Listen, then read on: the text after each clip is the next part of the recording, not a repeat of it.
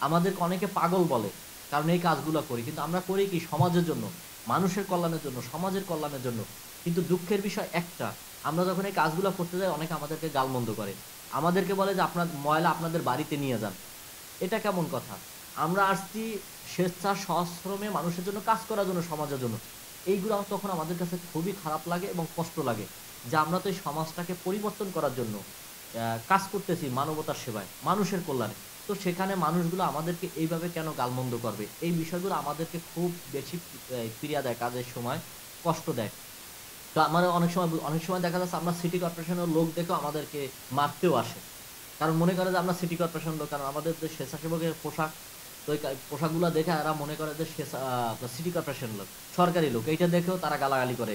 কারণ দেখা যাচ্ছে যে ওই যে ১৫০ টাকা ১২০ টাকা বাসা প্রতি যে ধার্য করে ময়লা নেওয়ার জন্য, অনেক সময় দেখা যাচ্ছে যে বাসায় ৫টা ফ্যামিলি বসবাস করে, কিন্তু ৫টা ফ্যামিলি ময়লা ফালে সিটি কর্পোরেশন থেকে দেয় না।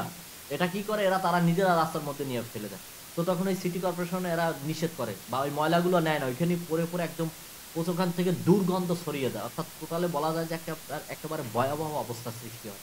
সেই জায়গাটা থেকে আমরা যখন কাজ করি, তারা ওইটা মনে করে আমাদেরকে কিন্তু অ্যাটাক করতে আসে। এই যে কিছুদিন আগে আমরা এই ময়লা আবর্জনা পরিষ্কার করতে গিয়ে আমরা রাস্তার অপোজিটে আমরা অ্যাটাকের শিকার হয়েছিলাম।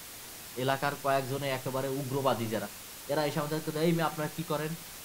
অখাদ্য বাসায় আপনারা এগুলো কি করেন? এগুলো কেন নেন না? এগুলো আপনাদের বাসায় নিয়ে নেন।" তো আমরা ময়লাগুলো বাসায় না, আমরা মানবিক কাজ করি। আমরা সমাজের জন্য, সমাজের কল্যাণে কাজ করি। এখানে তাহলে ময়লা আবর্জনাগুলো কেন আমরা বাসায় নেব? তাদেরকে সচেতন করা আমাদের দায়িত্ব। তারপর তারা কি করবে এটা তারা সিদ্ধান্ত দিবে। তো সেক্ষেত্রে আমি মনে করি যে সিটি কর্পোরেশনের সবচেয়ে ভূমিকা নেওয়া উচিত আরো কঠোর অবস্থানে। কারণ সিটি কর্পোরেশন ভালো করে কাজ করে না। এই যে বর্তমানে এখন ময়লা নিচ্ছে না বাসা থেকে। ঠিকঠাক মাস শেষে টাকা আসে। আবার দেখা যাচ্ছে সপ্তাহে ৩ দিন নেয়, ২ দিন নেয় না। তো ওই ময়লাগুলো পচে থাকে, নষ্ট হয়। তো ওই জায়গাটার ক্ষেত্রেও কিন্তু মানুষ দেখা যাচ্ছে যে দিতে চায় না।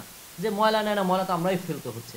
তো সেই জায়গাটা থেকে সবখানে অনিয়ম দুর্নীতির বিষয়টা যদি বন্ধ করা যায়, তাহলে এই ময়লার সেক্টরটাও ভালো হবে। আর আমাদের এই দায় দেওয়া মানুষের যে মনে করে আমাদেরকে মারতে আসা, আমাদেরকে গালমন্দ করা, ঠিক আছে? এটা সত্যিকারের আমাদের জন্য হৃদয় বিদারক। তো এই জায়গাটা থেকে আমি মনে করি সবাই যদি মিলেমিশে কাজ করে, তাহলে এগিয়ে যাবে। সামাজিক সংগঠনগুলো আরো ভালো, ভালো কাজ করতে হবে। আর সরকারের প্রতি একটাই করব, রিকোয়েস্ট করব, সেটা হচ্ছে আপনারা বিদ্যুৎগুলো সব ড্রেনে চলে যায়। ড্রেনে চলে যাওয়ার ফলে পানি চলাচলে বাধা সৃষ্টি হয়। তখন এই রাজধানী সব প্লাবিত হয়ে যায়।